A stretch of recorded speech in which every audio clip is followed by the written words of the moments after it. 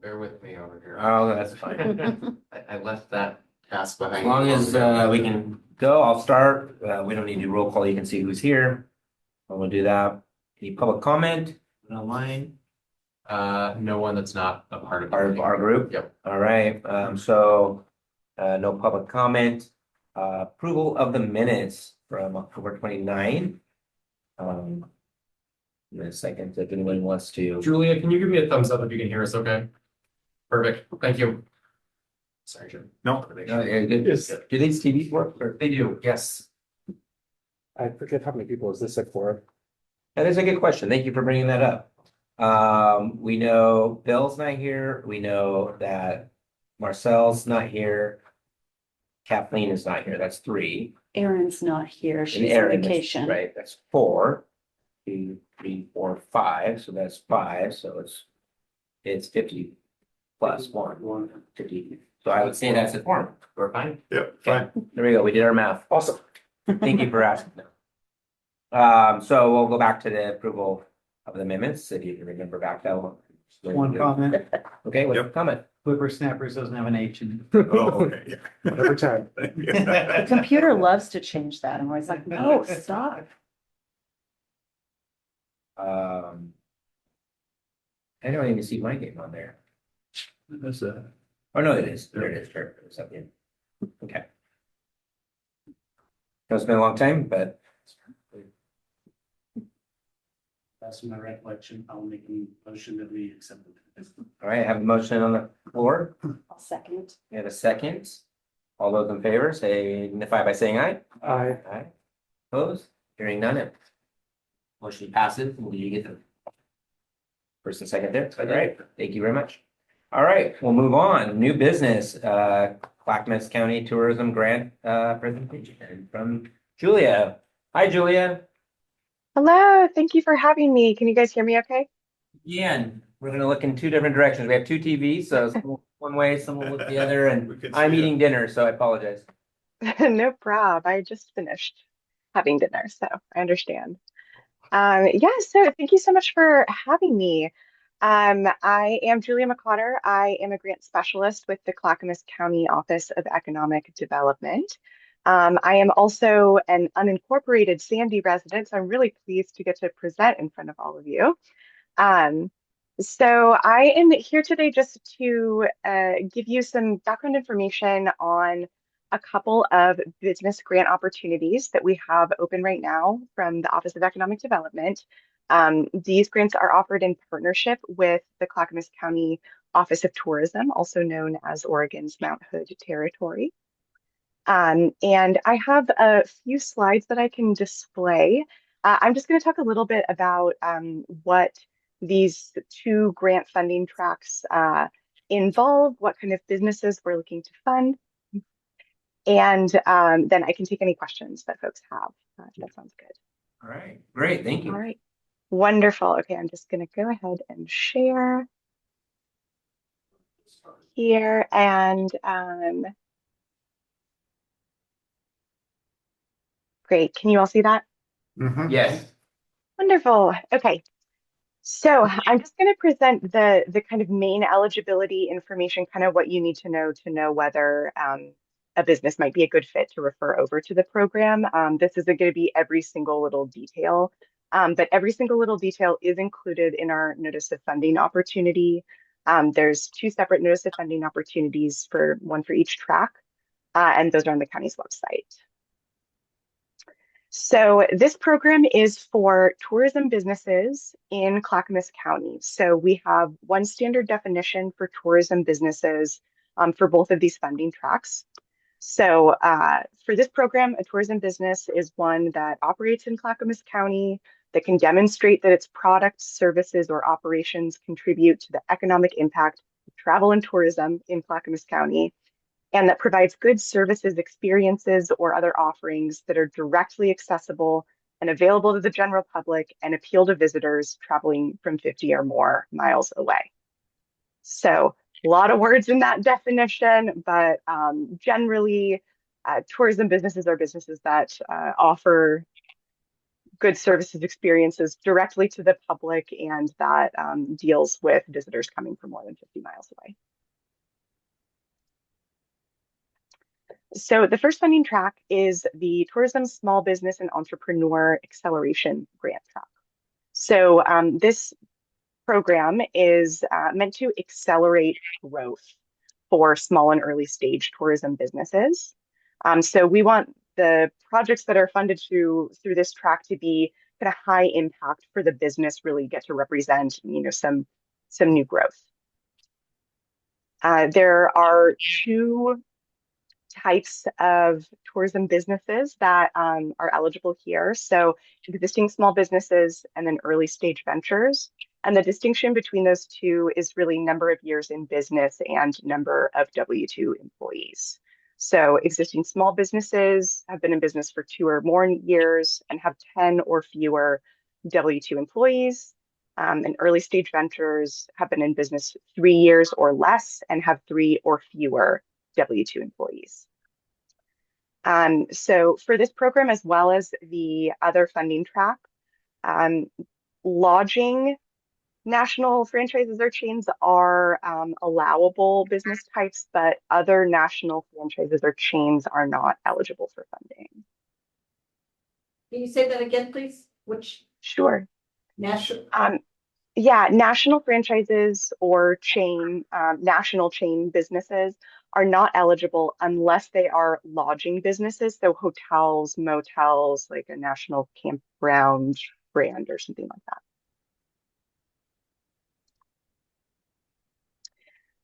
Now, types of projects that are eligible here. There are 3 primary project types. So applicants will have to select their primary project type. It is okay for them to have activities in their project that fall under multiple project types, but they will get a small portion of their score will be based on which project type they select. So we just generally tell people to look at where the majority of their project budget is going to be spent and then select their project type based on that. So the 3 types are capital investments, so equipment, physical assets, software, digital assets are included under that type. Physical improvements, so construction projects, improvements to property or buildings, or workforce projects, so training for current staff, hiring of new permanent staff, or permanent increase in hours for existing staff. Projects additionally must either improve visitor experience or increase visitor accessibility. Those are a couple of key priorities for our tourism department. And then awards under this track, there is a $100,000 maximum award.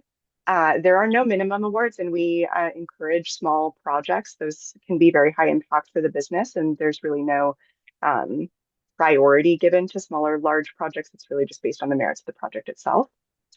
There is a 2-year reporting period, so grantees must submit reports for 2 years after they've been funded. We as an office collect that long-term data to kind of help us gauge our program effectiveness and make sure that we're not just funding temporary increases in business activity or increases in employee count, but that is actually sustainable long-term growth. And then for all of these, for this funding track, there is a 25% minimum match required from the business. So 1/4 of the total project cost needs to come from the business. The other 75% can come from the grant. So for a maximum grant award, 75% of the project cost could be $100,000 essentially. So that's the acceleration grant track. Now we also have a technical and professional services fund. Can I ask a question, clarification? Yeah, absolutely. You were saying like national chains and stuff, hotels, okay, but then this one they have to be in business 2 years or more and have 10 or fewer employees. Is that right? There were 2 tracks. Right. There's technical professional services track, and that's only 50,000. But she's talking about the $100,000 one. But there was one with was the small business, and then there was the One had been in early business. stage business. Early stage one that's been in. Right there. Yeah, exactly. Yeah. I'm just, Yeah, so the existing, Existing small business, early stage venture. right, but again, it just has to do with how many employees they have. That's why I was Mhm, confused. yeah, Your flyer says 10 or fewer employees, and I can't think of any national restaurant or any restaurant probably that has fewer than 10 employees. Well, this wouldn't be a national restaurant, only lodging. Only a lot. Okay, the lodgings. Mhm. Probably not. yeah, so lodging chains are the only national chains or franchises that are eligible. It's FTE too, isn't it? I think the question is if is it based on that individual buildings? Like FTEs, or is it based on the size of the chain FTE for the 10 or fewer employees?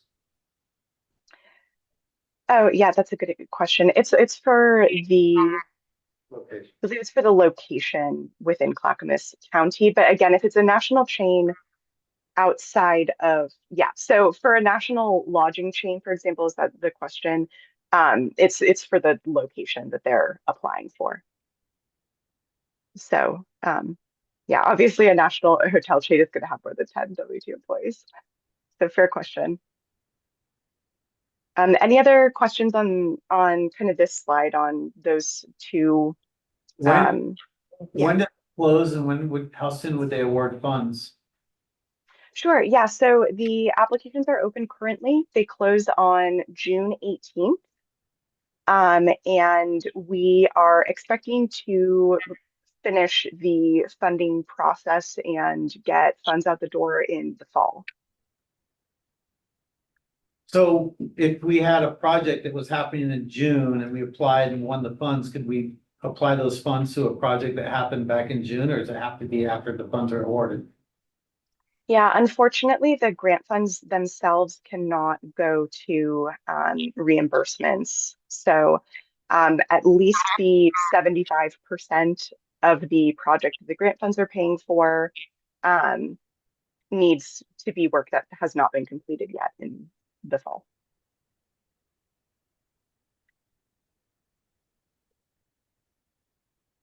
Okay, any other questions on this track? And then otherwise I can go to the next one. No questions, thanks. Okay, and chime in at any point with questions if they come up. So the other track is the Technical and Professional Services Fund. So this one is meant to support growth and expansion by funding technical and professional services projects that align with the business's existing strategic or business plan. So we're using the same definition of tourism businesses. For this program, we're looking for slightly more established tourism businesses in the county. So folks who have been registered business for 5 or more years and have 10 or more W-2 employees. Businesses also are required to have some level of an existing business plan, a strategic plan, strategic expansion priorities, something that they can show that this project that they're applying for funding for is aligned with kind of where they're looking to bring the business. It's not kind of like an ad hoc project. So projects for this must be for a distinct and time-bound scope of work with a current proposal from a vetted vendor. So that can be anything from an engineering project as one subset of a larger physical expansion or construction project. It could be a marketing campaign. It could be sort of anything that a vetted vendor would provide, but it is not for ongoing services from a vendor or contractor. It's just for one distinct time-bound scope of work. If there is a separate scope of work that exists for a longer range set of services, that's fine, but what the grant is looking at and covering is one distinct time-bound project. So the project needs to be aligned with the business's existing business or strategic plan. It should be consistent with the business's offerings and operations, so not like a complete, 180 from what a business is already doing. And the projects need to be able to meet one of the Office of Tourism's strategic priorities, which are included in the application information. Projects should also be solving a problem for the business. So we're really looking with this set of funding to eliminate barriers to growth, help businesses resolve any regulatory issues that require a very specific type of work from an outside vendor, and that type of thing. And then the maximum award for this tranche of funding is $50,000. Again, no minimum award. The same 2-year grant reporting period. And this one only requires 10% matching funds from the business, and that's 10% of total project cost. So the grant can fund 90%, up to 90% of that project. All right, so that is all of my slides, but I'm happy to take any other questions about the program. So I have a question. Are this grant money for anywhere in Clackamas County for all cities? I mean, we're all within borders of Clackamas County, so businesses in Sandy would be competing for these awards along with people in Wilsonville. Yeah, okay. That's what I thought. Yep. I want to make sure it was. And just to clarify, I think if I recall from a previous presentation, I've seen that nonprofits are not considered in this round, in these ones. Yeah, that's correct. The County Office of Tourism does run a grant program specifically for nonprofits. That's their strategic investment program. So that's kind of where they put their nonprofit funding funds. And this is just for for-profit businesses. Yeah.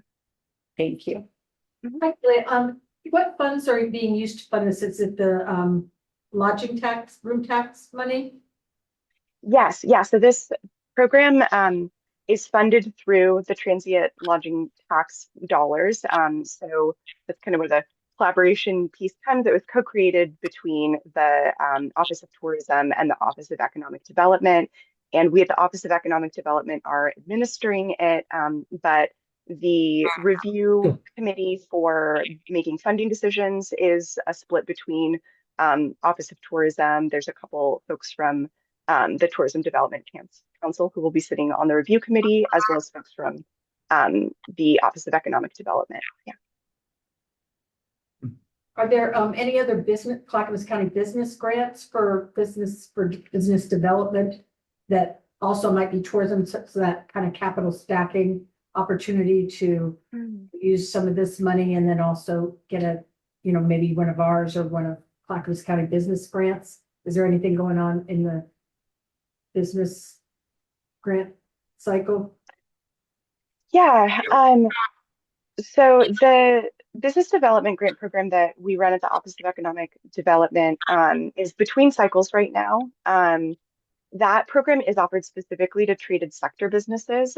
So there's not typically a whole lot of overlap between businesses that would be considered tourism businesses and businesses that are considered traded sector by the definition for that program. There is some potential overlap, but it's a lot of kind of manufacturing businesses and that type of thing for the business development grants. I'm not aware of any other current Clackamas County grant programs that could be used as part of a capital stack, but that said, if a business does have a grant award that they are receiving from a different municipality or a different funder, they are absolutely welcome and encouraged to use that as their matching funds for a project for this program. Thank you. Yeah, Julie, thank you. Julie, this is John. Thank you for coming tonight. Got a couple questions. We have this wonderful base camp park here. You've probably seen the skateboard and but in Portland they did the Rockstar Energy Open where they had 50,000 people came, and we're going to be doing our first one here, right? Called by Broader. They would be eligible, right, to apply for this grant because it would be attracting people out of farther than 50 miles out, I would think, right? I would think so. Yeah, I think I would need to kind of look at the specifics there, but if they're a for-profit business, that's been registered for the right number of years and has the right employee count, then I think they could probably make a pretty good case that they would qualify under the tourism business definition. Okay, What's the allocation date for the money? that would be in August, but they have 2 years to use it, right? You know, Oh, you so, mean for the next year? maybe but or we something. could get them to apply, right? And then if they are successful, it'd just be a way for us to be able to promote the event, because I think we have it for 3 years, I think. Is the thing in July or August? It's in August. August. It's Okay. August, so it'd be, I think it's August, I was looking 15th through 17th here, I think, somewhere right around there. Because it's the same time that the event is gonna happen in Portland, so you'd have the same, competitors probably coming to both events, so it could be a really good draw for us in Sandy for that time, from that standpoint, so. Yeah, as long as the project is eligible under sort of the other project criteria, then yeah, that would be the only other thing to look at, is just to make sure that it's meeting, the capital for this one, if it was an acceleration grant, that it's able to qualify under like the capital improvement or workforce development or like asset class. So I would just double check on the project criteria based on whatever the business is thinking of. And then my second question is on the second grant we've been working with an operator that's up in Mount Hood, the ski operator up there that's looking to relocate, potentially here in Sandy. So they would be eligible to apply for the grant and then probably even for our Energize Sandy grant to look at the feasibility of a location within Sandy here for that opportunity too, right? If they are in Clackamas County, then a feasibility study would be an allowable project for sure under the technical and professional services fund. Yeah. If they were looking to relocate from outside of the Portland area to this area, would they be eligible too? That's a good question. I believe for that funding tranche, they need to already be located in Clackamas County, but I can double check to confirm that and get back to you. That's why I was asking about the number of employees, because they would only be eligible for 50,000. The 50, but we could stack with the feasibility study, so they'd have 75 to Yeah. do some due diligence on some sites here, Be a great opportunity for us to locate them here. If you don't mind checking and letting us know on that, because I think that would be a way to help, and we'd be happy to just, get a call with your team and our team and with them to talk about it further too, from that standpoint there too, so. Okay. Yeah. I'll confirm on that whether they have to physically already be in Clackamas County or not, and I'll get back to you on it. Yeah, as soon as I can. And relocating to Sandy. Mhm. From. Yeah, the- from Portland area, yeah. From Portland area. Yeah, so, We welcome them. yeah, Yeah, for sure. I think we could find a way to make that score high. Julia, would you mind sharing these slides? Of course. You have them for our records. Yeah, no problem. And I'll say that there's no information in the slides that isn't also in the notice of funding opportunity and kind of the formal application documents, but yeah, I'm happy to send the slides. Yeah, I was trying to connect to the, it said to learn more and all that, and I kept hitting that, and it would ask me to log into some site, and they were kind of still working on the rollout of the Yeah. links. Yeah, there was a link issue when the grant opened. I'm sorry about that. I think that it's been resolved now. But if you're still having any link problem, please send me an email and I will get it fixed. It's a great program. And Thank really, you. I really like the idea of us working as agencies and all together to kind of do this opportunities for capital stacking for folks. So it really does help every little bit. Yeah, absolutely. I'm a huge proponent of business grants, but of course I am, because that's basically all I do at the county. So yeah, any other questions I can answer, or otherwise I will let you guys get to the rest of your meeting. Any other questions? Thank you, Julia. Thank you very much. Thank you so much, everyone. Have a good one.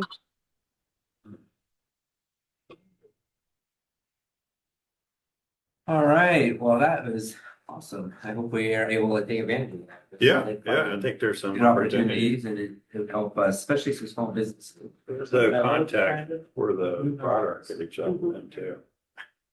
If it's the parks.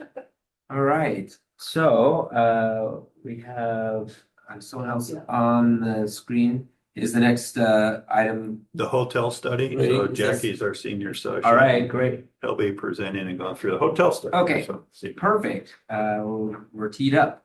Okay. So Jackie, welcome to the City of Sandy's Economic Development Committee. Wonderful. Good evening, everyone. Okay. But yeah, as John mentioned, my name is Jackie. I'm a senior associate at Healthy Sustainable Communities, and it is my pleasure tonight to present some of our findings and the financial modeling results from our Sandy Hotel study.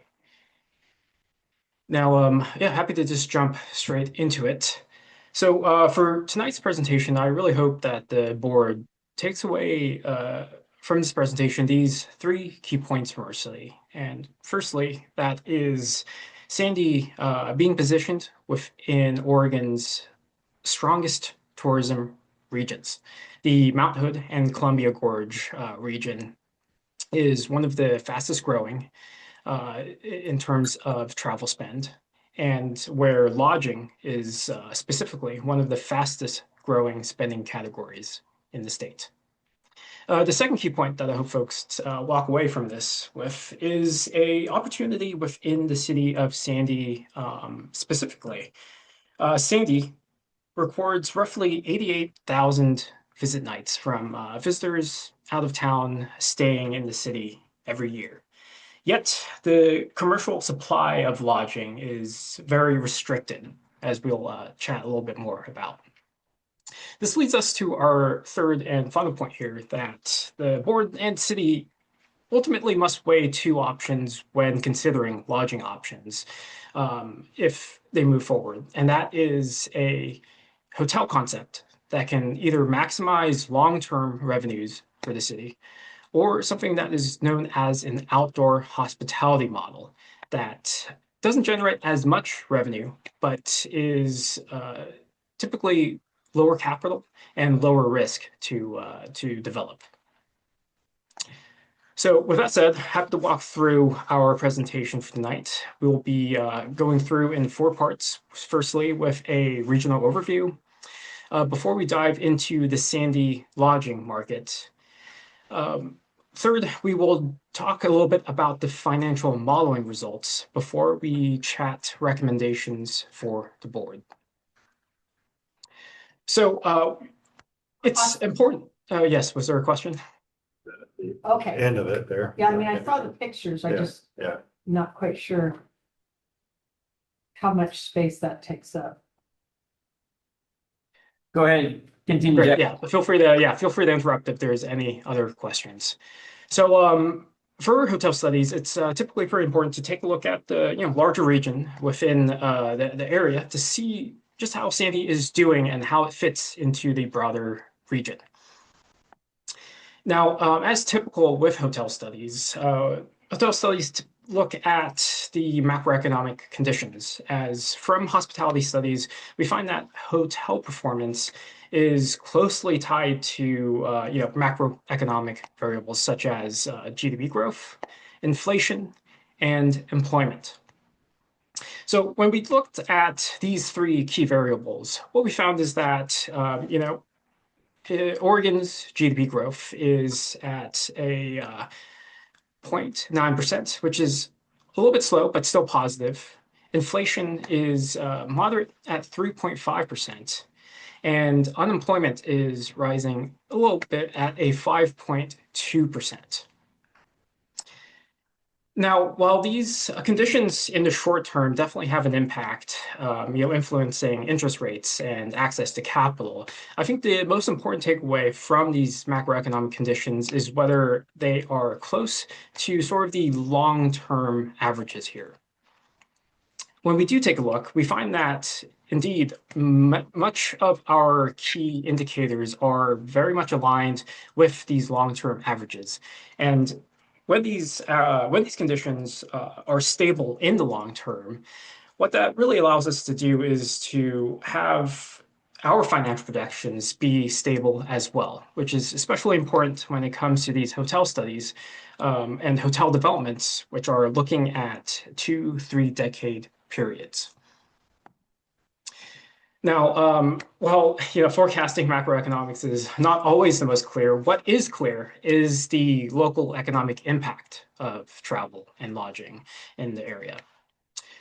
From the Travel Oregon data, what we find for the Mount Hood and Columbia Gorge region is that there was a total of $523 million in spending, a record high for 2024. This amount of spending supported nearly 6,000 jobs, and from that, generated over $27 million in tax revenues. When we take a look at this top line $523 million figure, we see that the spending is actually on a upward trajectory. So of course, with the pandemic, there was a crater there, but a very strong V-shaped recovery. And what we found is that spending on travel since then has reached new highs with, again, that $523 million figure in 2024. When we dive a little bit deeper into this data to see what's causing all this growth, what we find is that it is specifically accommodations that has really driven most of the growth since 2016.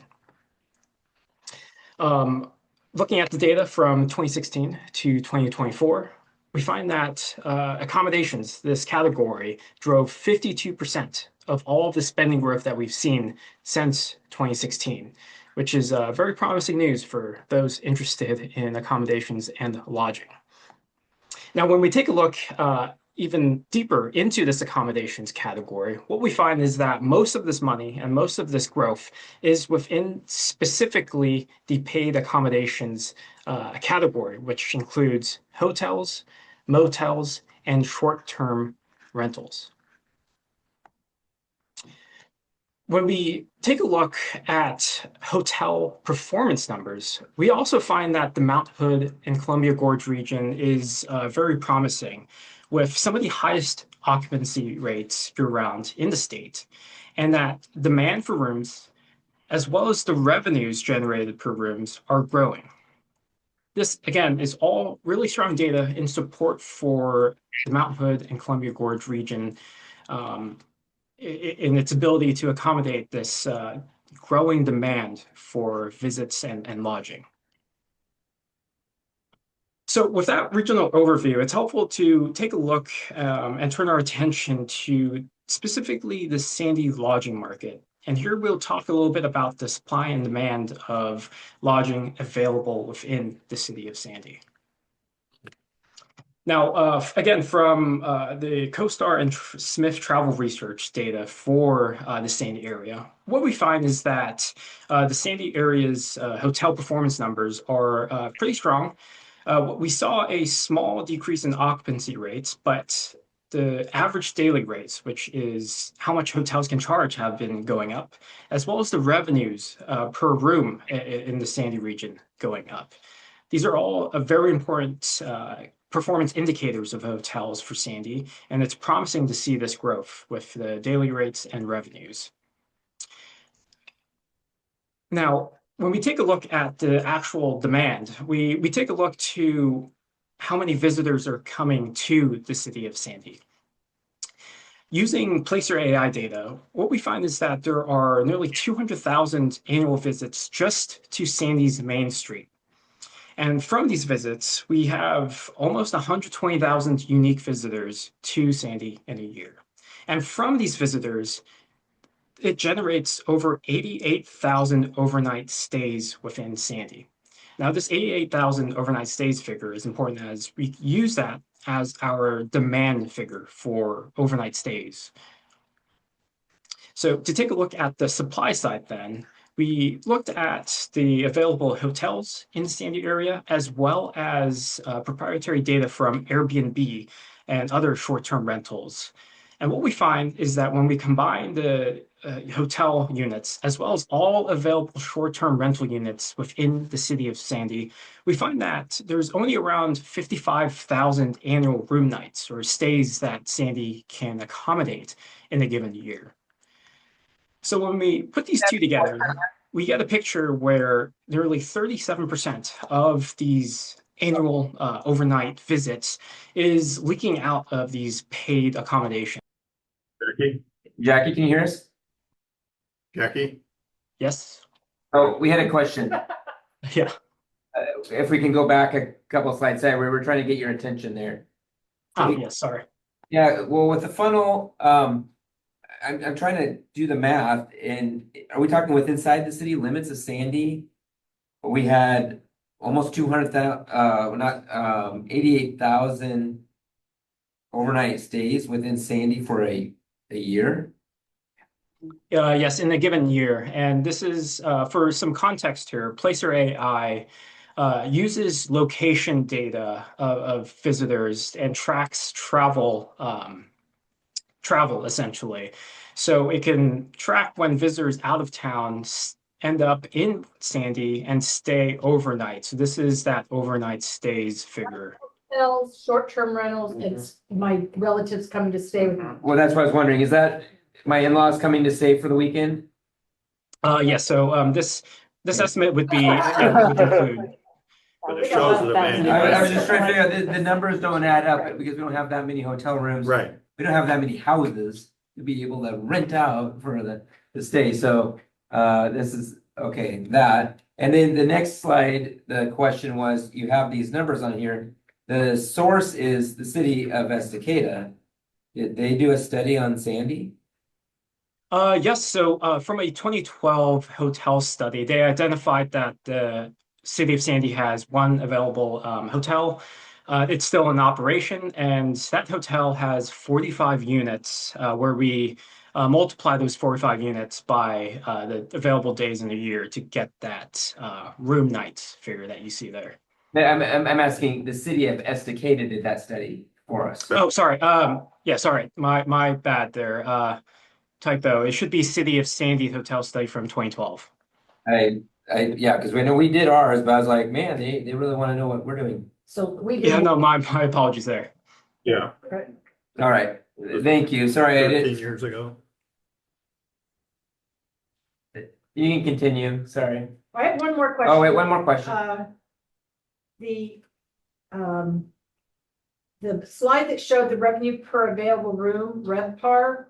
So help me understand what that is. You have an average daily rate of $113. Is that how much somebody pays for a hotel room? Yeah. Yeah, so I think the plain English translation of that industry term would just be like, what's the rate that you're paying if you go and book at a hotel today? And that revenue per available room, this is revenue after accounting for costs and other factors. There are acronyms that the hotel Yeah, I industry uses. don't know. So after you have take out your costs? Mhm. Okay, see, I thought that. Wasn't sure. Yeah, just some of that hotel baseball lingo, but it's an incredibly important KPI that is great that there is some figures that we have for Sandy showing some good growth there. But just to understand also that 113, so that's like, it's, because I can't imagine it's 113 to stay there. I mean, you pay more than that, I think, at a lot of these places. And so is that if you're paying $150, but you only have 60% occupancy, does that mean that average over the year, you're only getting $113? Right, Yeah, precisely. Here. Based on the occupancy rate? Mhm. Okay, got it, thanks. Yeah, precisely. And a key thing, with these, with hospitality, right, is also the seasonality. So rates might go up during peak seasons. So you're exactly right that this is the average. Okay, question. Sorry. Yeah, good question. Brandon, you can continue. Great. Again, great questions, and please feel free to nudge me if there's any questions that come up there. So yeah, returning back to this picture here, what we see is that there is this amount of stays that are leaking out. And this could be, as mentioned, because of folks staying within friends or families, or other alternative methods of lodging. But the picture there is that there is a portion of those visits that could be going towards hotel stays or Airbnb stays that can generate transient lodging taxes. That is revenue for cities. Now, this data is all great, but what is helpful is to corroborate this view of this lack of lodging with on-the-ground perspective. So as part of this hotel study, we reached out to the business community within the city of Sandy to gauge their views of the lodging availability and lodging industry within the city of Sandy. What we found is that local business folks rate the availability of lodging as poor, with nearly 80% of respondents rating it as poor or very poor. When asked about the availability of lodging during peak seasons, nearly 90% heard requests of accommodation or heard of complaints of full accommodations, again, during those peak seasons. Now, something that might be of interest for the board is that when asked about their interest or their support for new development, 67% were likely or very likely to support a new lodging project. So with both the hard data from Placer AI and from industry and these local business stakeholders, we get this view that there is this sort of need for lodging within Sandy. So with that, it's helpful then to evaluate what it actually looks like to build lodging in Sandy. So for our next section, we take a look into the financial modeling results to look at what it takes to build a hotel within Sandy. Now, to model out what it would look like to create a hotel within Sandy, we relied on industry benchmarks from HVS and Colliers, which are global hospitality brands that provide research on the costs of building different types of hotels, as well as the expected revenues of building different types of hotels. Now, within this hotel research, they break down types of hotels by what is called segments, from limited service, which is essentially like an economy motel or hotel, to a luxury 5-star hotel. And for each of these sort of categories or types of hotels, they generate a cost per room to build it from the ground up, as well as the expected revenues per room for these different types of hotels. So these are two incredibly important benchmarks to use to try to estimate and project what a hotel would look like in Sandy. Now, some other key assumptions to really flesh out our assumptions here and our model for Sandy was that we chose a 90-room hotel based on that supply and demand chart that we saw of the Sandy lodging market. And some other important assumptions is that we assumed occupancy to take around 4 years to ramp up to that Sandy occupancy rate average of 60%. Another key important assumption that we included was property tax abatement for the first 3 years. This is assuming, of course, that this hotel would be built within an enterprise zone in Sandy. Now, of course, you can see here there are some other key assumptions that we used for the modeling, but the key finding, once we run all these numbers, is that the only type of hotel that becomes viable is what is called a select service hotel. These are sort of the mid-scale to upper mid-scale hotels. And what we found aligns a lot with a lot of the national studies on what sort of hotels are being built right now, which is these select service hotels.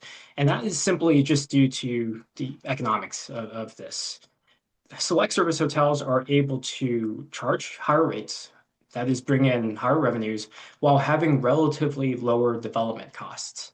So due to these characteristics, we really find that select service hotels are really the only viable builds when we model out some of these conditions here. Now, oh, yes, a question? What is our existing Best Western? Is that a limited service or a select service? I think, go ahead, Jackie. Yeah, go for it, John. I think you.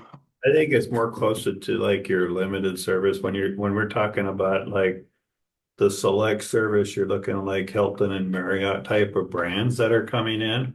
And that's what you would probably see who would be interested from that standpoint. So yeah. Does that? Yeah. Yeah, John, exactly. The only thing I would maybe add is also the age of the building, right? So as buildings, sort of age out, that could affect the perceived sort of quality of that hotel. So to give you all a better picture of what we mean when we talk about select service, there are plenty of examples in our region that we could take a look at. We could look at the Best Western Plus in the Cascades Locks, to the Hampton Inn in Hood River. So these are the types of products here that we're talking about when we say select service. Now, with those examples in mind, we do have to look at the reality in the early years of this project in our projections.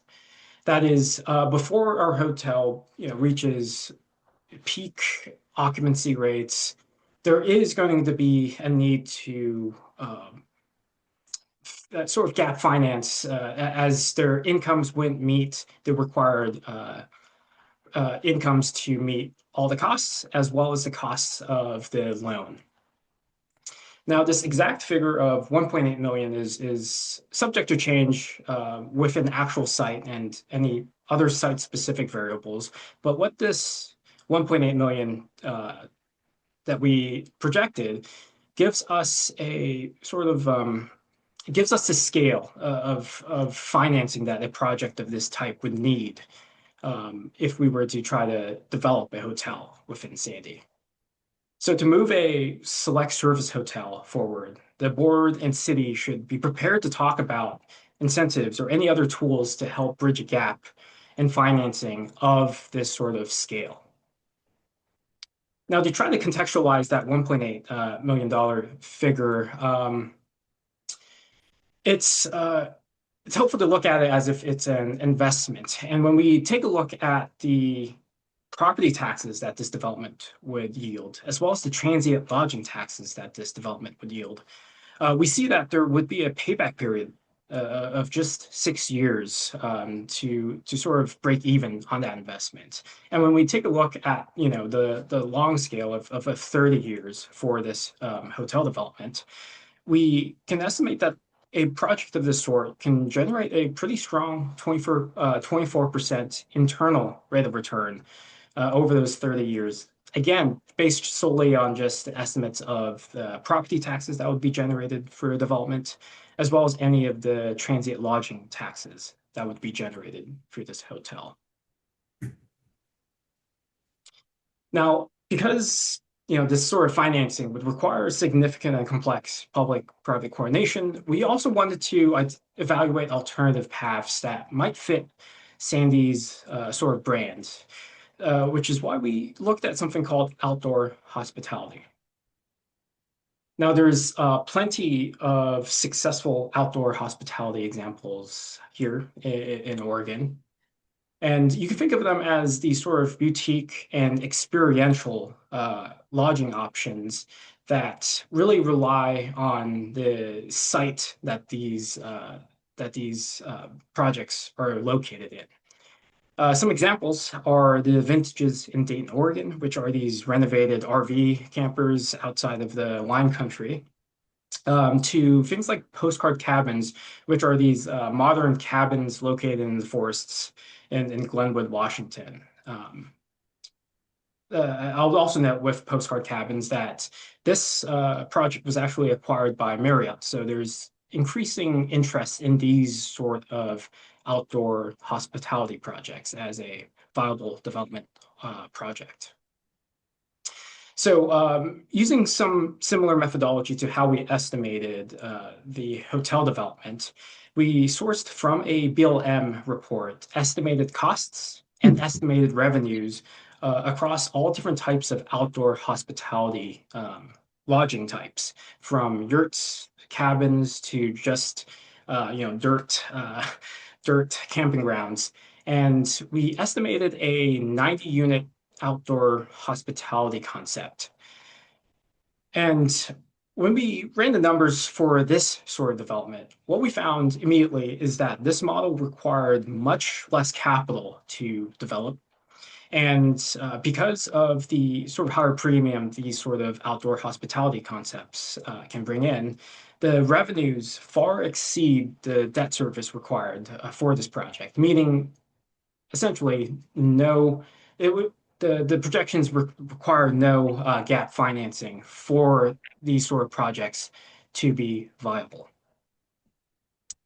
So this brings us into focus of looking at the sort of two paths that we chatted about and what's ahead with these two options. And I thought it would be helpful just to maybe compare these two options side by side. The main takeaway when we take a look at a select service hotel, the hotel option, is that this option really maximizes the economic impact estimates. We're talking, property taxes, transient lodging taxes, as well as the spend estimates through a development of a hotel. And through all of this spend, we find that the hotel, can nearly support 82 jobs annually through this option. Now, compared to outdoor hospitality, we find that the economic impact estimates are a little bit lower. And especially when it comes to the jobs that it would be able to support, we find that it is around half of that of hotels. So to try to simplify the choice between these two things, the choice for board and eventually city is really between maximizing the long-term fiscal impact versus minimalizing risks. So bringing this all together, if the goal for the board and the city is to maximize revenue and to maximize job creation, it would do well to explore a hotel select service development. And it would also require then city and board to explore using tools such as urban renewals, and where available, fee relief, and other supports that the city could potentially provide. As mentioned, enterprise zones is another such tool that the city could provide. Alternatively, if the goal is to minimize risks of needing any capital requirements, or just any risk of default in the long term, then really an outdoor hospitality concept should be considered. As we found in our modeling, this type of project is unlikely to require any gap financing from the city. And the city should then instead focus its attention on identifying a suitable site that can really leverage, the nature-oriented strengths of Sandy and of outdoor hospitality. Can I ask a couple questions about this outdoor hospitality? Because yes, of course. It showed a bunch of Airstreams and all that. And then it showed lodge, that was a choice. And then it showed basically maybe a tiny home / cabin. One of those was a tiny home. But anyway, so how many units do those represent compared to the 90-room hotel? Yes, so that's a great question that touches on another consideration is the density, right, of the development. When we take a look at hotel developments, we can of course fit in 90 units in a much smaller area than these outdoor hospitality units. What we find with these outdoor hospitality units is that they require a lot of space. And if the land is cheap, then that is a potential, suitable site for an outdoor hospitality. But what that means is that these outdoor hospitality builds aren't typically in your main streets or your downtowns, and instead are more in the peripherals of your city boundaries. Or in the city limits. And the other thing I was gonna say is, staying in a old trailer or any, some of those things, that's a special, I don't want to say it's special, but it's, most in the wintertime, staying in a It's, RV, is not my cup of tea. it's Most people, popular. and so it'd be a pretty limited occupancy year round. And that's kind of what I've seen is those things are great in the summertime. They do pretty good business, but it'd be average. What I think's interesting is the postcard cabins on the right up there, right? That's the newer ADUs stuff. And what Yeah. we're seeing is these large hotel operators, they're getting into this line of work, right? So they might, this is modeled, here's one extreme to give us a range to start the conversation.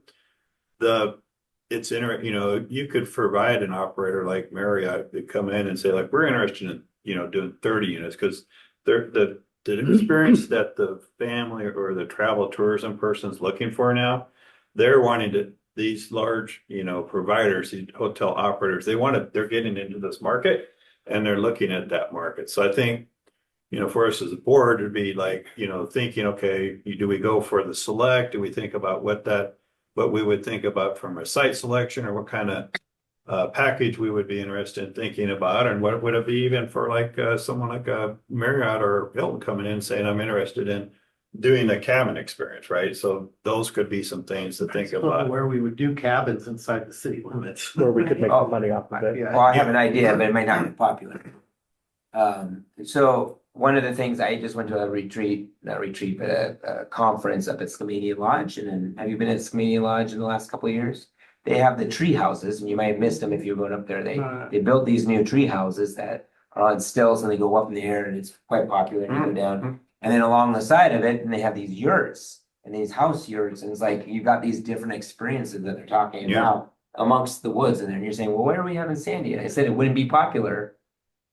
You could do that in the Sandy River Park, but because you have that experience right down by the river, you have all of it, you'd have to develop it in that way. You could still have the park, but you could I'm not saying we do this, but I'm just saying for that type of experience, you need land, you need something, you're not gonna do it down Main Street.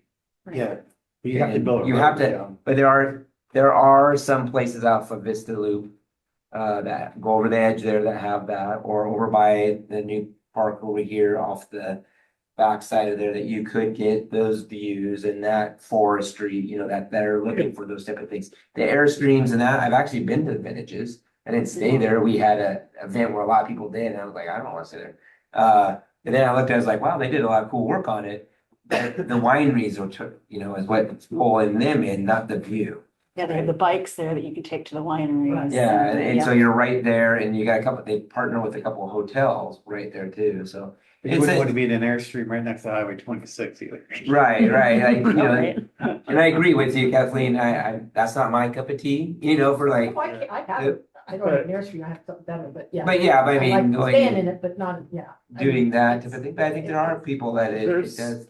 A ton of people looking for it. 90% of the folks that I book hotels for, they're looking for some kind of experience with their hotel. They're not looking for that cookie cutting. They're looking for Mhm. the culture of whatever it is they're traveling to. And when they travel to a place like Sandy, they're looking to be in the woods. They're looking to have that view. I think the downside of something like this, though, is that you're looking at the weekend traveler, which is great and could possibly do 30 people, but you're not looking at the business traveler. My father-in-law who comes to town on the weekends isn't likely to book that, when he comes to stay versus, the other type of hotel. And so kind of who are we looking to attract and have spend money in town is kind of the other part of that that I would look at. Seasonal to your point, you know. Potentially, I If mean, they're just asleep in the bed and leave because you're gonna do activities, They're not you don't coming really for that. care about the experience as much as. But Well, and the hotel could have conference room space. well, that was See, actually that would be my the best. question is whether or not this study need considered that. conference space and whether or not the 90 rooms would be enough to accommodate that. When Clackamas County was looking for, developing more conference center facilities. What, wasn't it they were looking for 350 rooms or something? It was something much larger than 90. I don't remember the Right. exact amount, but it was. It was like at least 350 rooms. But that's a very good point, because you can have a smaller conference center that opportunities of businesses and other people want to go rent that space out, and you stay in a unique space, and then you come together for 100 people to meet in a room, or 50, like, you see what I'm saying? Oh, yeah. You're going away, like we talked about, C4. Right. Years ago, we went up to Camp Colton, stayed in the little lodges. We were having this little chat beforehand, about 18 years ago when I went there. But that type of experience, it's just kind of different there. Sorry, Jackie, we got off on a tangent there, and we didn't let you finish your slides. I know business owners who have taken for holidays to the vintages and had their Yes, got them each a trailer instead of a hotel and did stuff there. that's what I had, was a corporate Yeah. event thing there at the vintages, and then up to. I want to be respectful for you, Jackie. Do you want to finish your? Sorry, we got into a little discussion off track. Finish think your you finished. slideshow. No, yeah, no worries. I was on my last slide anyhow. I'm glad that this is generating some interesting conversation here. Give me 1 second to see. Sorry, my screen unfortunately blacked out. So let me know if you're able to see this. Yep. Yeah. Yeah, we see that. Yeah. Okay, great. My monitor here, on the other hand, has decided to have some different plans. But ultimately, what I wanted to sort of take away from this is that with either option, it is ultimately contingent on site selection. So my ask for the board is really to take a look at the Sandy Enterprise Zone and any other available tools, such as an urban renewal area, to identify what sort of zones and parcels are available for types of development. And that in itself will, I think, will influence the conversation as to what type of development is feasible within Sandy. So hopefully with this presentation, we've covered the region, the strong accommodations sector that is growing, the opportunity within Sandy, and hopefully with these options that we've talked about today, I'm hoping that there will be some interesting conversations and ideas for the board, and happy to open up the floor for any questions. So was it considered at any point a larger hotel with a conference space and build it and they will come? Because I know there's demand for conference space. Was that factored in at all? Yes, so I'm glad you mentioned that. So in our financial modeling, in addition to the unit estimates of the rooms, we did also include a development cost for some sort of meeting space. I will also note, for the outdoor hospitality concept, for parity, we also assumed a build of some sort of main building that could either serve as a conference space or as like a general store, which is common to these outdoor hospitality builds where there's plenty of RVs or cabins, but there is typically some sort of like main building that is a restaurant or some sort of meeting space. So for both of the models that we saw tonight, we did include additional costs to develop some sort of meeting space. I did a kind of a deep dive on some of this stuff, and for example, Resort at Best West, what is it, Best Western now, up at Resort of Mountain, that's got 147 rooms. And the conference center facilities, and then the we have 45. I think I had it on my notes, and I guess I didn't save it, but the one in So Cascade Locks has 63 rooms, the one in Hood River has 88 rooms, and the one up at Government Camp has what, 60 something rooms or something like that, anyway. But my point was that, I did have one. Is that trying to figure out, do we compete with the resort at the mountain? If we, stay with that 150, it seems, a little scary to go the big, what they're looking for 300+ rooms. The other thing that the question I had, let's see, did you get your question answered first? I'm just saying, I mean, was it looked at, if you build a conference facility, will that draw? Because there is nothing between Gresham and Mount Hood. There's, I mean, Mount Hood Resort, that's it. There's nowhere.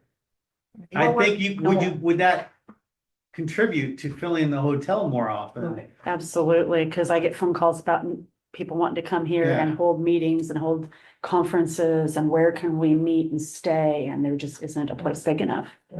I can tell you from having to put on a conference and looking all over, staying out of downtown Portland. Right.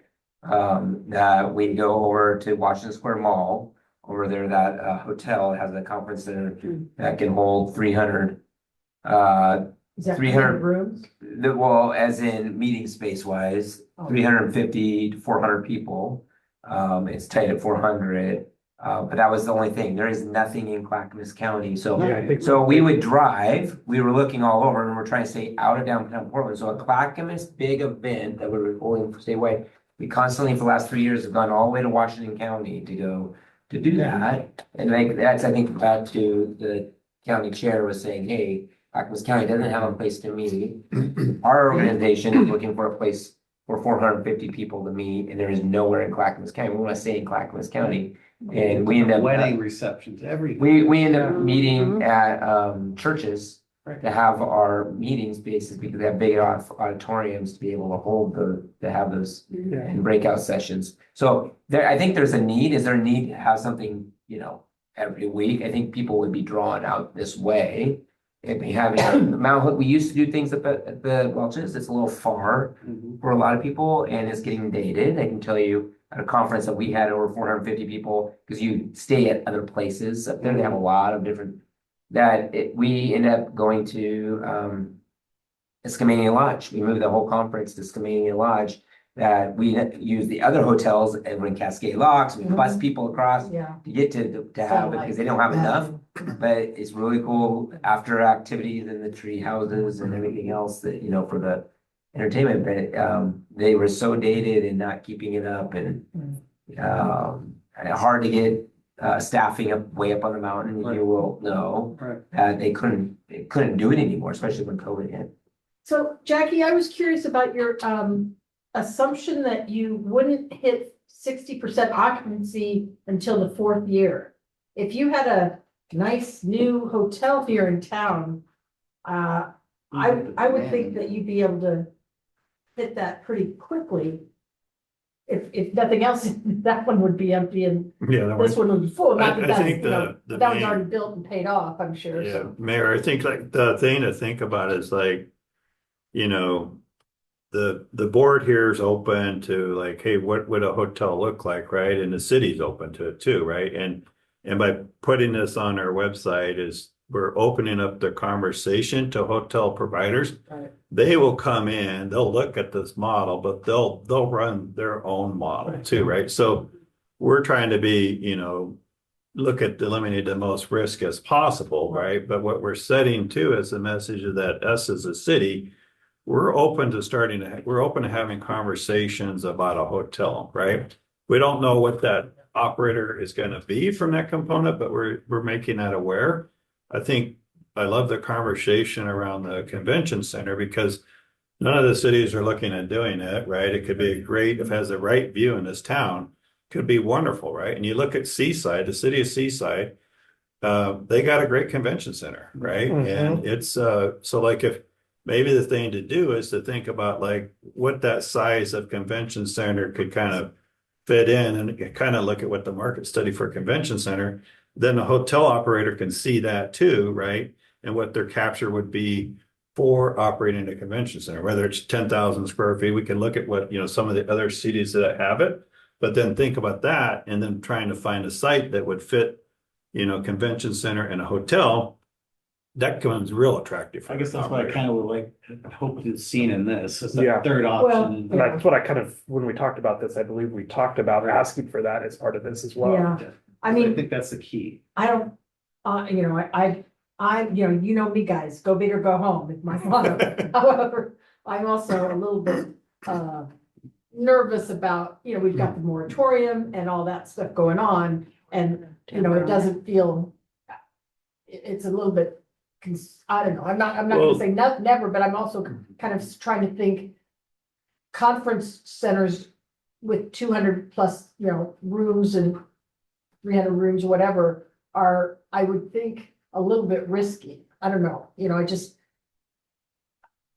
I guess we But don't know because look it's at not it, yeah. studied. We don't Yeah, know the that, Conference center study, I think. yeah. but you If you study the fill that conference. thing every week, then. Yeah, I mean, you fill that up and it's gonna fill the rooms, right? And there's no place in the county right now that has one, right? So I mean, the opportunity to really look at that and being able to, what size would fill and what the Yeah, I demand think would the be. size would be really important. The size of it, or determine the size, and then that's gonna be like also just, maybe too convening some local hotel operators in the area to get them interested too, as we talk and have the conversation. That brings more awareness from that standpoint too. I mean, that would help fill the Best Western too. Right. Yeah, it would fill it I up mean, I too, could yeah. see doing, conference center and then, building a hotel that with the other hotels kind of, so you're not building a huge hotel that may not. The other thing too is you can always, like a lot of hotel operators, their land acquisition guys are looking 2 or 3 years out. They already got their pipeline filled up, right? So like, Marriott might be all of a sudden looking and they're like, geez, Sandy's studying this is interesting. Let's keep it on our radar, right? Yeah. And there's conventions where these folks are at, and that's, you would go there, Yeah. you would say, hey, we're doing this. You'd start having those conversations, right? As the council board has continued interest, right? So bringing that awareness is important. Right. And then bringing like, hey, we're also interested in a convention center. Yeah. And most of them will go like, okay, here's a phase 1, phase 2, or phase 3, right? Right. So they might not be, they might say, okay, well, 270 rooms might be where we want to get to, but we might do it in phases of 90 rooms, right? And we're gonna see how it goes. I was in South Carolina the other weekend and there were 5 Marriott properties lined up in a row there. Yeah, And so I'm sure they didn't build them all at once, but as one filled up, they built the They next built one, the and so second on one, and yeah. so forth. Yeah. and it's getting to like talking to the Marriott people, talking to the Hilton folks, talking to getting the awareness out, right? So then those folks, they start saying, oh, this is interesting. Oh, they got a convention center they're looking at too. That's even more interesting, By right? the So, time they build it, the moratorium will hopefully be over.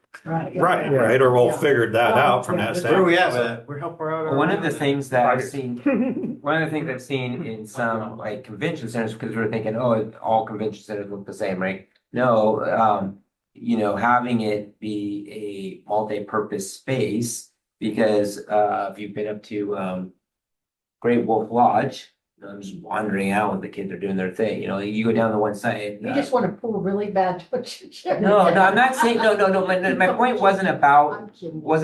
having a Great Wolf Lodge. If we can convince them, like, let them do their thing, and, we'll just take the money. But they were having a volleyball tournament, Inside. like inside it. Right? Yeah, Fill up that's that, and they another had people travel all over. Now they have the whole slide things, but I know, Rich, from basketball tournaments, you go down to Salem, and so that whole space that we've always had, but then you come in, when you look at space, there's really only one big space in commercial area, and it's that side of town, right? Like to put it on, you're not right far close to the high school and all the sport. When you do a basketball tournament, you need multiple places, or if you have a soccer, whatever the thing, not soccer, but volleyball, basketball, indoor type of things. It could be that. So you make sure that you built this to where can be those type of things. If that's what you think that will help draw for people, because then you get people coming and staying the Convention night. center will boost every restaurant's profit too. Mhm, yeah, and I mean, give us it's- more it's a- restaurants. Yep. One of the things that I was looking at was, because I was trying to figure out where he got his numbers on the ADU or the STRs and stuff. And I inventoried all the short-term rentals and I kind of looked at the occupancy and I live near one, so. And you know, the ones on Bluff Road with the view, those things are pretty, you know, they're like 80% plus occupancy.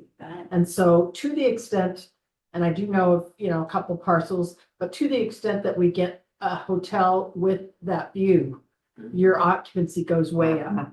And then if you put a restaurant with, you know, brew pub type restaurant, sort of like, you know, I won't say McMinimans because that's, you know, they're not interested, but, you know, having a nice brew pub restaurant there on site so that the locals can go to the restaurant, but also the you know, the lodgers. Yeah. Well, the other thing we're seeing is, you know, the spa component too. Like a lot of hotels are now going in and they're putting a spa and they're doing the, you know, more of a boutique, but the spa, and that's a huge revenue generator we're seeing too. So you have the right view, the location, you know, someone's coming up, they're like, well, we're going to spend the weekend here, you know, wife's going to go to the spa or girlfriend, or, you know, I mean, that's a huge revenue generator that we're seeing the hotel industry looking at more of the spa component too. So, yeah. And there might be land that we want to investigate rezoning because it may be a view. You can't just go put the view somewhere else in town. Right, The view's in that part of town. Yeah, That may be a revenue generator that's not being capitalized on. Again, we don't own the land. You know, someone else owns that land, but. and I just would caution everybody that, you know, when we're talking about parcels of land to kind of, you know, that's particular parcels of land that might fit are just not be blapping that around, because that can affect our ability to help get something developed there, so. All right. Thank I you, think it would be Jackie. great if we could have our graduation here in town. Got Yeah. something Yeah, big enough gonna for be, that. yeah. I mean, all Since we have those people, seniors. right, and everybody We eats gotta dinner go on that side of Friday town over there afternoon for all the way out to graduation. Walton. Yeah, you sit in traffic and then you go to dinner afterwards. Oh, You only had one kid to do that with, though. That's right. Yeah. Some people have. all right. So is any other questions for Jackie? Thank you, Jackie, great job. Really appreciate it. Thank you. Thank you. And thank you so much. We appreciate it. Yeah, of course. Great. Great to see the active conversation from that. Hope you all have a wonderful rest of your evening. All right. Thank you. Right. All right. So perhaps we want to kind of add this onto a future agenda. I think so. You know, this Yeah. thing has been going around for, you know, I don't know, last 18, almost 20 years, back when Scott Lazenby was here and was thinking about a boutique type of hotel here in town somewhere. But we talked about Yeah. Convention Center before. Yeah, and there was a whole plan that was developed way back then that Scott actually just wrote, I think, Oh. because that was, you know, how the city did a lot of things back then. But the economy changed in 2007 and the rest was history on that, but we almost had someone wanting to do that with property on the east side of town here, in the Vista Loop area, so. That was a while ago. Well, we'll put it on follow-up agenda there. How's that? Right. All right, well, I know we like to try to get done as close to 8 was, we have a couple more things here on the agenda, roundtable. Yeah, so I just, you know, staff wants to get your feedback. You know, we had the business appreciation event, you know, we've been talking with a lot of the businesses. We even, you know, announced with the chamber and pronounced, you know, what we're doing there, just trying to get it out on for the Energize Sandy program. But one of the things I'm seeing is like some of our smaller businesses, right? Just to really think about having like an event that we could have, you know, some support like for web design, accounting. We could bring in, you know, some folks that do the small business administration loan programs, Mount Hood, you know, Small Business Development Center. And just to get your feedback, if you think that's something that we should look forward to moving forward to try and schedule and do something like that. You know, some of the businesses, they just need some help with like, this is a business plan, this is what it would take to become bankable. You know, here's some support and help them with, you know, contact, you know, for web design, accounting support. So bringing that forward to get your thoughts and feedback on that. So. The SBDC would be great to Yeah. partner with. Mhm. I'm on their advisory board and they have an event that's very similar to that they're doing at the college in June. I think think it's the 18th of June. It's a Thursday. My thought is we could just do it somewhere and just have some roundtables, you know, so like if you need web design support, accounting support, banking support, business support, right? And you get the smaller businesses to come and then they could we could help connect them to be able to have some of that support. Great place. Yeah, if we had a conference center, it'd be great, right? In the past, we've done activities like that at the library in that space. I don't know if that's big enough to have that many people in one space or. Yeah, we had a meeting. Community room. center. Was it the community We center do it at the upstairs, community downstairs? I don't know why I forgot about the community center. I But think it'd be, The SBDC is great. I used that when I was starting and they were very, very helpful. They've got classes for everything. I mean, just Yeah. get my business plan, pointed me towards a program that made all the difference in the world. Yeah, I think, you know, some of our smaller restaurant operators, I think it would help them, you know. To go through, get a business plan, you know, we could bring in a CDFI and some of the credit unions that they would be there. We could, you know, bring in the Mid Economic Alliance too. They do loan programs too. So we could kind of help them kind of see like some opportunities to be able to connect the dots for them, you know, just to bring the awareness. So Yeah, there's so much help out there that, that they're just not aware of. exactly. And maybe it's like something we do on a lunchtime, you know, that's easier for them to get there instead of in the evening. So I wanted to just bring it to the board here and see if that's something you would like us to pursue looking into. Happy to, you know, put something together and bring it back to you, and then we could come up with a date and a time to do that, and who we could have as participants for it too. if we do that, I would love to see outreach to some of the even smaller businesses like the HVAC owners and the landscape businesses and, those home businesses that could grow with the business plan and then get into some of this vacant office space that's in Sandy. They can start with having an admin staff as they grow their business and add different. things and those Yeah, types what of we could things. do is pull some of the outer ones that are operating in the business. I mean, there's a lady that does the cookies. She puts her cookies in the meat shop down there, it's like, she's probably baking in her house, right? And how do we help her grow, access capital? She wants to open a little bakery, right? So- Yeah, navigating websites, those are the people that need to help with the websites. Right, they need help too. Like those are the Exactly, people that right. need that type of Yeah, help. so absolutely. And how do we grow them to be able to get them into a brick and mortar? So that's a great idea too. Yeah. Reaching them and, I hear a positive Yeah. on that. okay. And Right. maybe, we've done this for a lot of different years with the chamber. Probably chamber knows how to connect with a lot of people too. So, We do it, yeah, again, that would be great, yeah. all right, update on the Energized City. Yeah, well, thank the mayor and the council. Tuesday night, there's attached in your report here, the status of all the businesses that we've been working with there.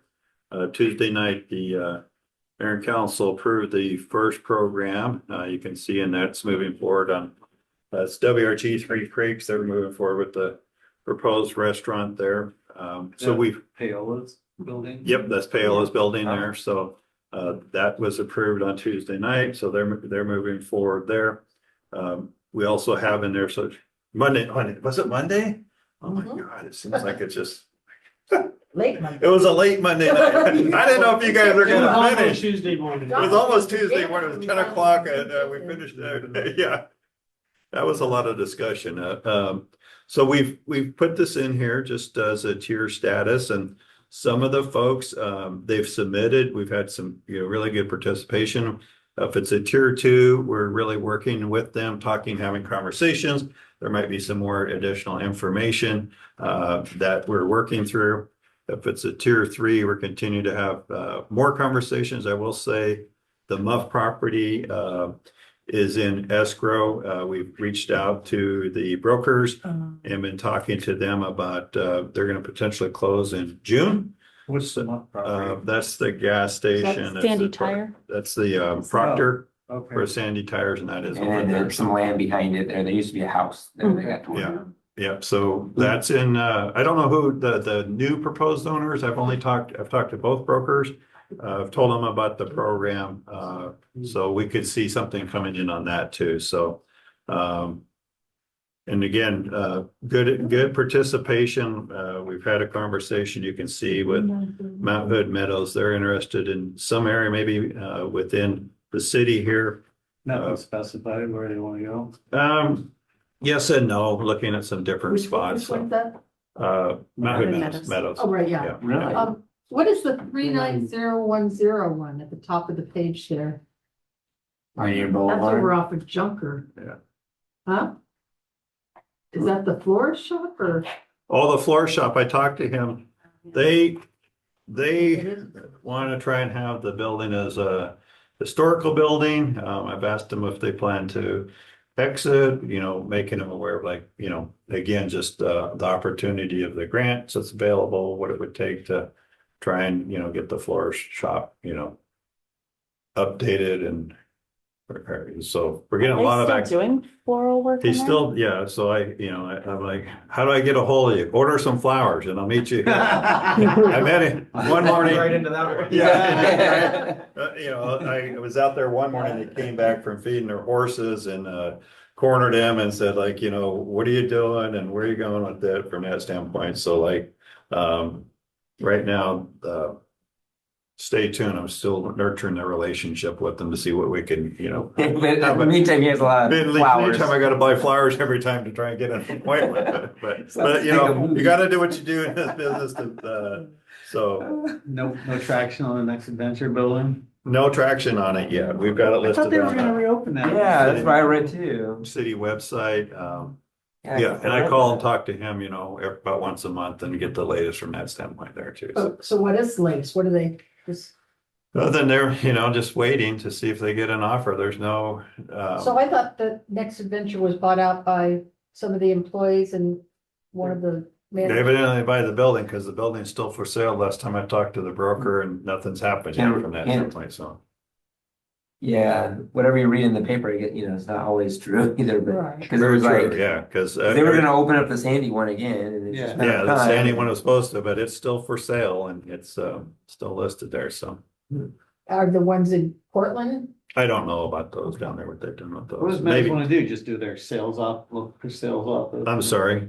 Meadows just wants to do their sales up. They would like to Do retail relocate shop. their corporate office and then Yeah. have their sales here too, which could be. The corporate one is at downtown Portland. Yeah, Yeah, I had to go down there a long time, 20 years ago to get my season pass. which would, You know what that's like. How many these employees? days, Yeah. You know, What's that? can't blame them um, for wanting to get out of that. I don't know how many they have internally, but then they would also be, interested maybe in exploring housing too, which could be great for the community. So I think if we could just, Or if the we get them hotel. interested in looking at parcels within the area, not be set on like any one location, but exploring that could be a great, Do we have any idea how big of a property? I mean, is it I 10 think they employees? Is it do, but 30 I think it's employees? just, finding property that's available and being open to exploring different types of properties, within the community would be, if we could. Already built or two. No, they want to build their own, Oh. they would like to build their own, which would be good for our tax base, and I Sure. think they're kind of set on like having,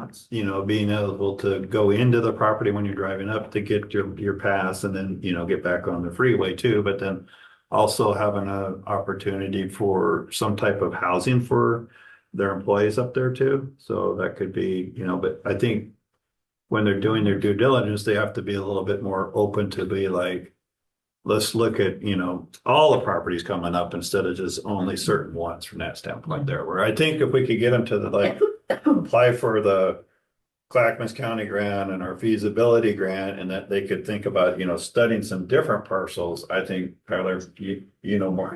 Well, no, I think that my takeaway from our meeting with them was they're not opposed to an existing building, but they have a very specific vision for how they want Yeah, that business to look and feel and Yeah. operate when someone with a car full of kids is going up the mountain and trying to stop in to get Stop, passes or yeah. something, right? So it's gotta be on the right side of the highway, it's gotta be. yeah, Yeah, they don't want to circle back up. Easy. they want to In circle and back out. down, right? Yeah. Easy in and out. Easy in and out is Easy. what they're looking for, so. So I think that's gonna be an opportunity, to John's point, that just Yeah. needs to really be studied and try to figure out. Or it's built. what can. Yeah, It's not for sale, it's but not for sale, we tried it that. was Yeah, one yeah. time. And I'll just, to backtrack to Next Adventure real quick, their website says currently closed, reopening to be determined for the Sandy Yeah. location, so. Yeah. Um, Every time it's still for sale, so, Everything's for sale. yeah, thank you. for the right price. Yeah, All right. yeah, that's all I have for the evening. Just clarifying the, Steve. Maybe I got the wrong address, I'm sorry. That one on Highway 26, what's that one? Above Mountain Meadows. 38015. Yeah, that was listed. We saw that one's listed too. What is that exactly? I'll have to look again. I can send it over to you tomorrow. The Which one? It keeps coming up as a parking lot when I put it in Yeah. Google Maps. 38015. is the Paola's building. I think there's a couple different addresses associated. Oh, with it. There is like four lots there. Yeah. There's one, and actually you have to go through the parking lot on the back side, 'cause I knew someone that was looking at buying that. Yeah. And then had to deal with the entrance there. Well, that's the one where they had that approval for storage units and. That's expired. Right, but they had the approval Right, for it at one okay. point, yeah. So that's not happening anymore. Shoot, we got a restaurant that would have been a good. Yeah. Cause it was Right there. residential right behind it, Yeah. added on to So I think it's getting them open to like, the, what's that? One side of the road. You're right. It's the Yeah. wrong side of the road. gotta get them coming up. I mean, they were really adamant about like driving through it, right? So finding where you could get the flow for the crowd, you know, if we could get them like, hey, let's look at everything on the right-hand side coming up, right? It could be, okay, you know, we'll give you some funding to do that, right? That could be a really opportunity there. So. It's hard in the downtown because Yeah. everything drops off pretty quickly Drastically. on the, what is that, south? Confused myself direction. There's that lot that Barlow Trail owns. Yeah. Mhm. Well, you just do 2-story and have parking underneath. That's all. Yeah. Well, we did kind of talk a little bit about Barlow, that side, just because there is some, there's the old daycare there. Mhm. And they are interested, they've filed an application, but if you look at can you put up the map for me on the I'm sorry, I Google Maps? just, For the old daycare, oh, In the boot barn Sure. place or, whatever his name is, Marlin. I was Marlon, gonna say that building could be. yeah. torn Well, down. But the thing though is with that whole junker thing that goes around there, part of the problem is parking, adequate parking, even though you're not required to do parking, but like Barlow Vet has a lot of their area identified in their plan for parking. And there might be an opportunity because that daycare, dropping kids off on Highway 26 is kind of, a little bit dodgy. And, but if you turn right into, is that Strauss? Strauss. Well, mhm. Strauss, yeah, and then it becomes Junker and goes around. But, putting some sort of parking there along Strauss as you get to Junker there, it'd be really helpful and it may reduce the amount of cost that Mr. I'm saying, Marlin. no, I'm Sean. Sean. Oh, Hill. It's like, yes. Letter.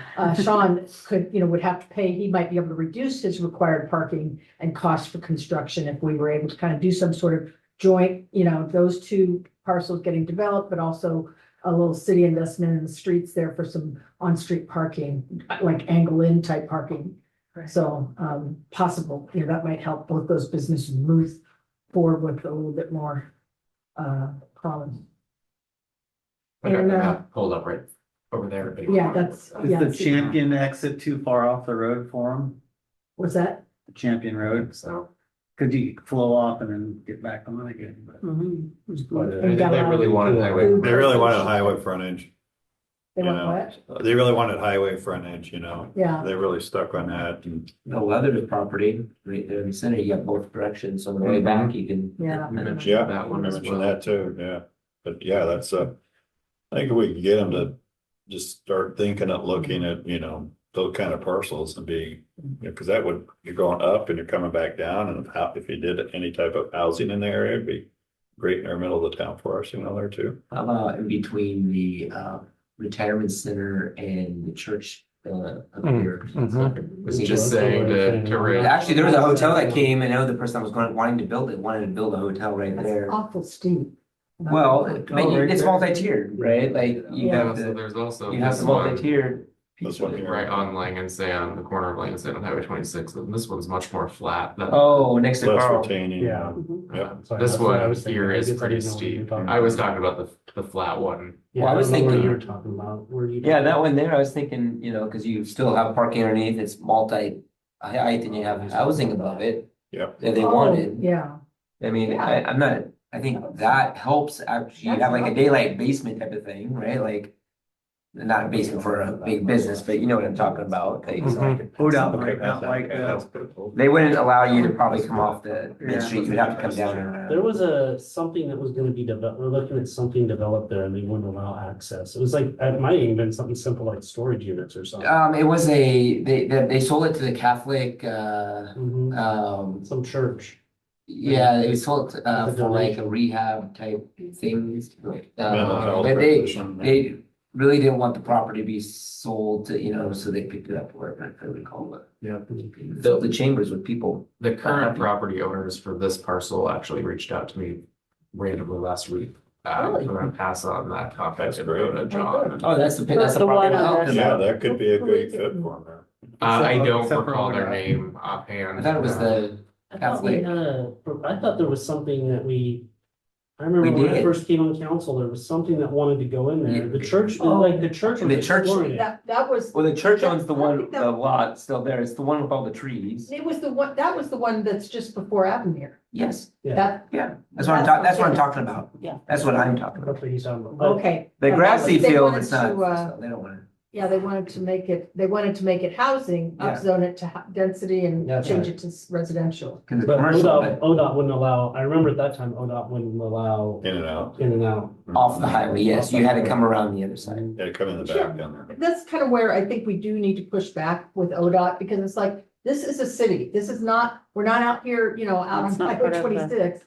This is not the highway, this is a city, and yes, we want businesses, and Well, that would be. Yeah. Well, this- Was that, Oh, we're working on that next month. I would say with the lower speed limit, would they allow it maybe? Well, Yeah. or Yeah. were they not allowing a left-hand turnout, or would they allow just in and out on the same side of the road? highway. Yeah, they're very What I picky, they're remember. very picky about like on the other end of town when, what's his name? Sold his rights to being able to get off the highway in town, and then he went back to the city saying that built the, Arco. Oh, Mark Benson. Yeah. oh, yeah. Yeah, he sold his rights, then went back to us and saying, well, you need to get, fight for me to get, he sold his rights off the interchange down there. Oh, But you couldn't ever get on and off the highway because they're trying to limit, right, right, reduce because they want to those. keep it at 50 miles. Right, they want an to, hour. we move cars, they say. Yeah, well, we gotta be pushing back against that, but I would think that, there should be right turn in and right turn out, Mhm. yeah, That doesn't seem like nearly as big of a ask as trying to cross Yeah. traffic. yeah. I mean, Which that would could work be- for Meadows if they Yeah, just, so. Yeah, it's all going up. Right. right. Yeah. Yep, you can pull in, you could have a Yeah. parking lot right there that's got parking underneath, and then you have your Yeah. building. You Yeah, can a lot of The room for church housing. almost design it like the That church. seems. Mhm. I got a little update, so anybody I'm Could gonna they thank- share this entrance? And then only have one exit? Well, that entrance there, they don't have people drive that way, I don't believe. No, It so- goes underneath their little awning. Oh, They- I mean, the benefit to that property is that it's long, and one of the things that came up in our conversation Right. was the acceleration and deceleration capabilities for leaving their property. Yeah. So that is certainly a benefit with much highway frontage. Right. I'm Sorry. gonna thank Tyler, because our new name tags say Gateway to Mount Hood. Out of the three things I was trying to do with change the logo, get the entrance signs on either end of town and do the banners, we've got number one fixed. Oh, okay. So we are now formally Gateway to Mount Hood. And, see, it even says it on this. Yes, and all the council members got Yeah. new name tags up there, so we're Thank you, slowly Tyler. switching out Yeah. the things. So as far as marketing and branding, we're back to being Gateway to Mount Hood. Cool. We're through. And I'm working with Tyler and, with their, landscape architect that they have for the parks and everything. He's kind of been busy with mining and all that. But now they have some free time to kind of, do a final design on our entrance signs. But it'll have Gateway to Mount Hood as the logo. So, yeah. Any other updates that we have? Any other questions? I know we're kind of over a little bit. All good? Some of you have gotten update on wastewater, I think just naturally coming to either public meetings or being in the lead role of a public meeting. And I could probably talk for an hour about this, but I won't do that. I think the short version is that we have been continuing to study viable alternatives for our wastewater treatment discharge. I think the last update that this board got was piping raw sewage to City of Gresham for treatment and discharge at their plant. There was a new alternative that was discovered at the end of last year, a potential alternative that was discovered at the end of last year, which is groundwater recharge. So depending on the level of treatment at the end of the process, either shallow injection where it would filter down into the aquifer naturally or direct injection into the aquifer. That is the new preferred alternative in the draft facilities plan. The council's scheduled to see that and consider adoption on June 1st of that plan amendment. And that wasn't an option a few years ago. It was not. So the state in 25 adopted House Bill 2169, which directed DEQ and other state agencies to further explore water reuse. So this falls under that category of water reuse. It's already done for 20 years plus. It's legal in Washington, Colorado, California. It's done all over the world. Other water districts will do that, take it out like the river, or whatever, and pump it down into the ground to repump it back out for drinking water. Right. Well, that's the thing. I mean, our aquifers are dropping and wells and everything. So this is a real win-win climate change. As he said, the stuff pumping it halfway down would be A quality water, pumping it to the aquifer would be A plus. Both that and the Sandy River alternative have the need to do a membrane treatment plant. So we're getting started on that so that we can hopefully get that done in like 3 years. And I'm hopeful that if we get that done, that we'll get a little bit of grace on maybe some additional ERUs released. So, we've kind of been digging around with the ERUs that they've been allocated, but some haven't been used. Some we got some back. We got 28 that haven't been used and are probably going to get pulled back or are getting pulled back. And then we talk about the 190 also. Yeah. So we are on track to complete all the required projects that DEQ and EPA identified to get the next 190 ERUs. We should have all that work done by Q4 of this year. And so assuming we get that next 190 and I wasn't prepared to talk about wastewater, so I apologize. I don't have a coherent thought here. So assuming we get those 190 in Q4, that's in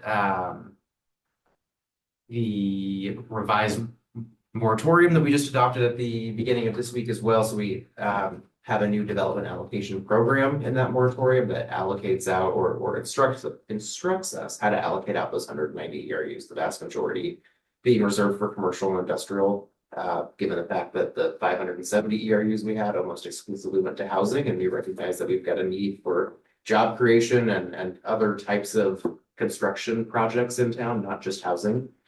So the vast majority are being allocated on a first come, first serve, or will be allocated on a first come, first serve basis on the commercial side.